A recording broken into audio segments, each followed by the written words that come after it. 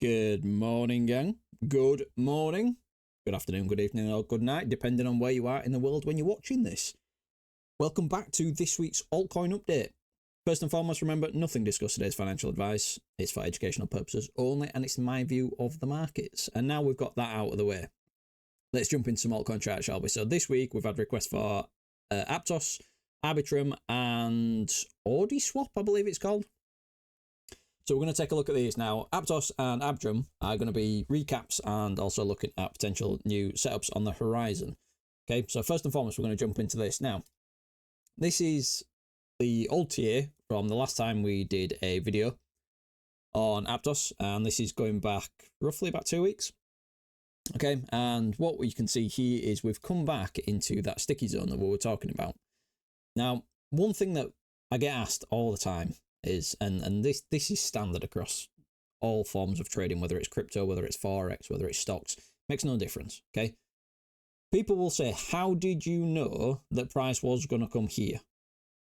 Okay, obviously you guys follow me because it's zero bullshit, so I'm not going to pull out a crystal ball here and say I knew this was going to happen. I knew that we were going to come back into this zone. I did not know if we would come back into this zone or not.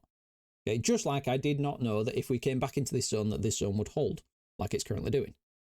All I knew was this was a sticky zone on the chart because it was the macro point of control, and then you're also coming into the macro golden pocket region. Okay, so therefore we had confluence in this zone. Now the thing about trading and the difference between an influencer or a LARP, as I like to call them, and a trader is I don't know where price is going to go, and I will admit that, because nobody knows where price is going to go. All I know is the areas that I want to do business if price gets to those areas. So if price comes into one of my areas and it shows me some strength, I will take a long. I did take a long on APTOS over the weekend on Saturday. Once the whole market started pulling back, obviously Bitcoin had a huge pullback. Some of the altcoins had really big pullbacks. I mean, even from top to bottom, I know this wasn't just over the weekend, but you're looking at a 62% correction from the highs down to the lows. Okay, nobody knew this was happening, but all I knew was where did I want to do business. Okay, and we've got the reaction down at the bottom. That's what I like to see. Okay, now what happens next? Well, again, I've got no crystal ball. I'm not going to tell you what's going to happen next because nobody knows, but we can start to look at where on the chart do we want to do business next. So first and foremost, let's talk upside. If this region holds, okay, so if this is the low, bear in mind we have grabbed some liquidity from down here. We have front run the value area low, which I'm not a massive fan of, but let's just play to the upside first. So if this starts to show some strength to the upside, okay, then my next sticky zone that I'll be looking at is, let's just drag this on to make sure it's all the way along. There we go. The next sticky zone to the upside that I'll be looking at is value area high. Does this mean that my longs from down here will get to value area high? No, it doesn't. So it could turn around in between and start to roll over. It could even just roll over from here, okay? But all I know is, based on the chart, the next major sticky zone that we have is this value area high here. Now, do we have any more confluence at that value area high? Quick check. We've got a 0.5 fib, not the strongest fib when it comes to crypto.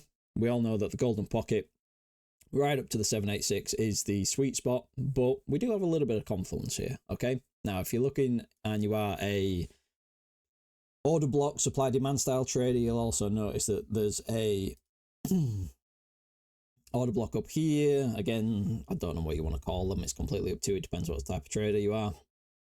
But you have got a bit of a sticky zone there. So it kind of lines up with the value area high. So you do have a bit of a sticky zone here. So if we do start to come to the upside from here, and this does get a bit of momentum follow through, then this will definitely be a take profit for me.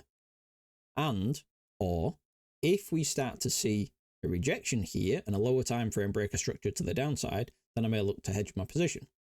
Obviously, if it goes any higher than this, then you'd be daft to ignore the golden pocket, even though the golden pocket in this case is not necessarily in a sticky zone because you are in this really thin move here. Okay, if we zoom in, you'll be able to see this a little bit more. Obviously, this, looking on a daily chart, straight down candle. Okay, one big dildo pointing down. So this is a bit of an inefficient move. So if you do start to get above this golden pocket, then we can move through it to the other side around the 786 a little bit quicker. Okay, So if we do manage to flip that 786 and get higher, then from that point there, then I will be looking at these highs. Okay, now these highs, they are just shy of these highs. So at this point here, I would likely be looking for this to push through to make a new all-time high.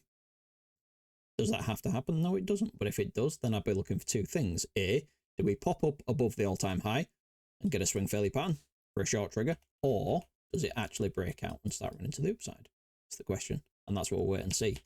Okay, but wait and see what happens if price gets there. Now, downside. What happens if the current lows don't hold? Well, if the current lows don't hold, once again, you've got the 786 lined up with a value area low.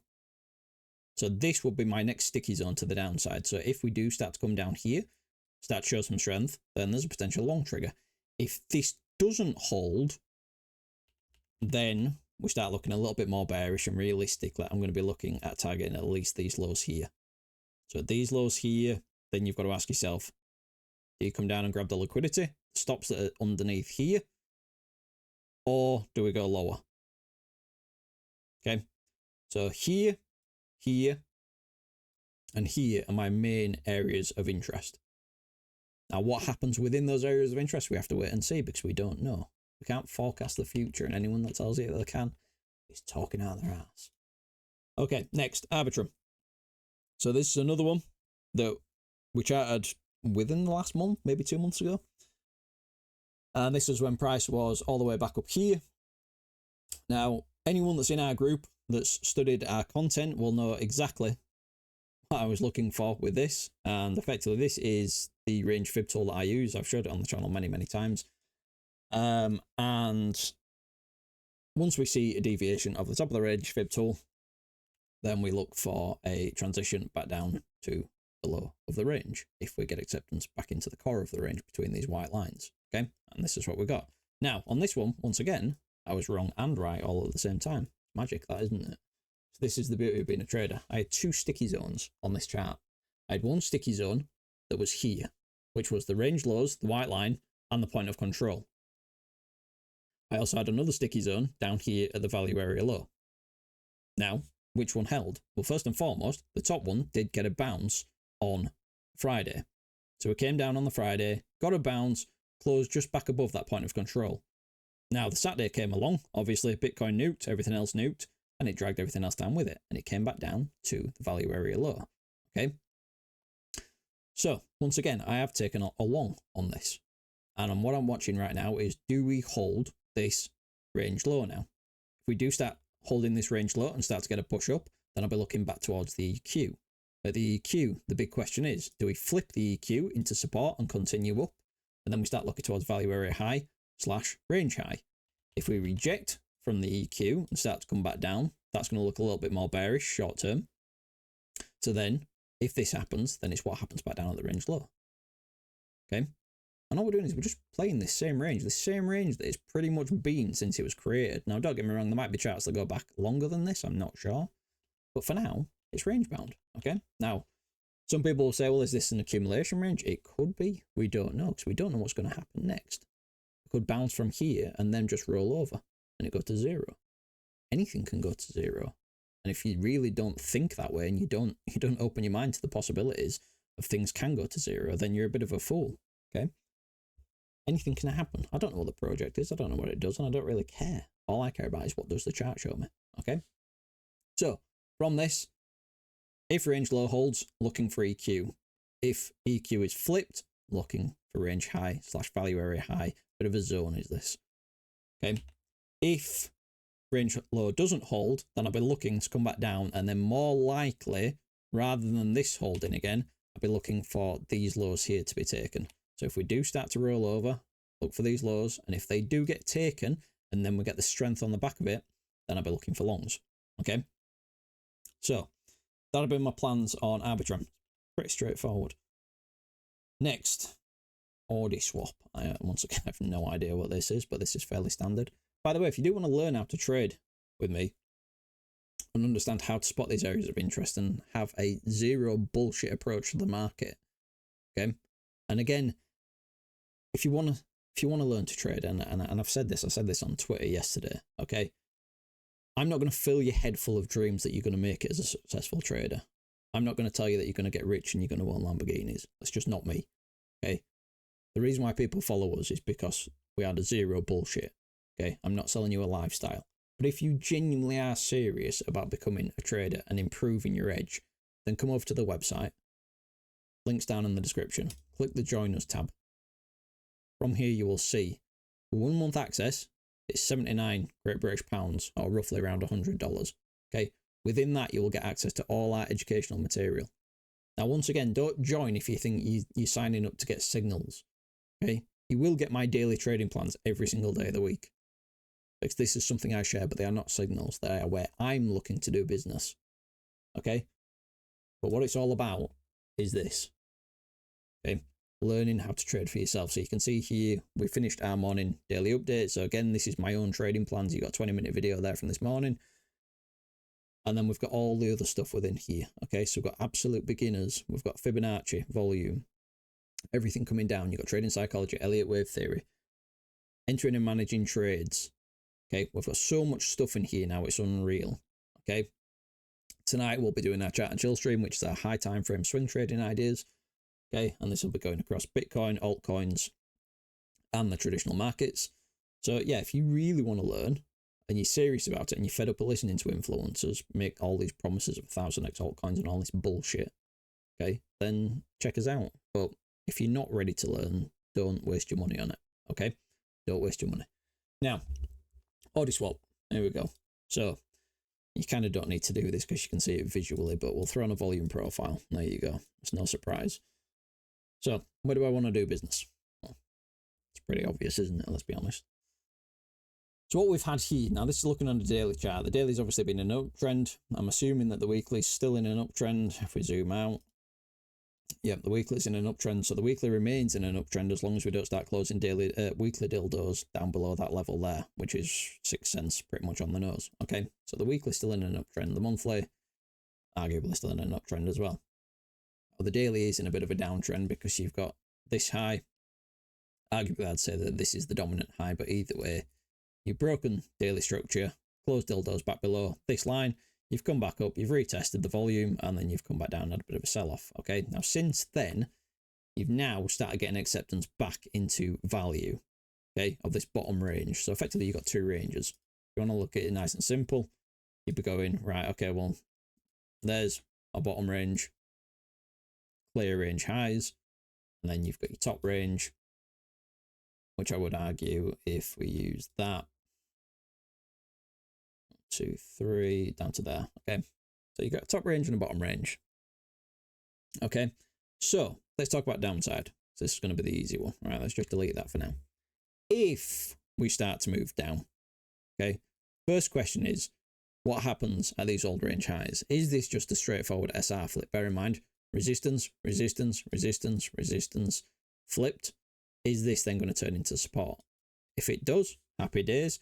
Look for a sign of strength. If you get that sign of strength, then there's a long trigger. Okay. Now for me, this range high isn't the best of levels. It's not my preferred level. My preferred level would be getting back into this range and coming down and seeing what happens at this zone here. If at this zone, you do then start to break some structure on a lower term time frame, bear in mind I'm looking on a daily right now, so I'd be zooming in something like a 4 hour, and you see some sign of strength within this, then yeah, I'll be looking for long triggers. If I don't see any sign of strength within this, then once again, all I'll be doing is looking to play this range. So therefore, the next stop I'd be looking for is range low. What happens at range low? Do you come back down here? Does it give you a long trigger? Great, cool. There's a long opportunity. Does it not give you a long trigger and it just rolls over? It's possible. We don't know. We don't know what's going to happen. Okay, so that's the downside. So, key levels to the downside. Quick recap. Range high, range EQ / point of control, or range low. Okay. And once again, I'm not going to pretend to know which one is the perfect level, because nobody knows that. Okay. Now, to the upside. First and foremost, we need to get out of value area high. So this is coming in roughly around 15 cents for easy numbers. If we can start to flip value area high, then we can start looking at higher prices. Now, realistically, if we do flip this level, then I'd be looking for price to come back up towards this. this is your dominant high that's caused this current low, which is a lower low as it stands right now. So if we do come back up here, the question is, do we pop above, grab the liquidity and start to roll back over? Possible for a short.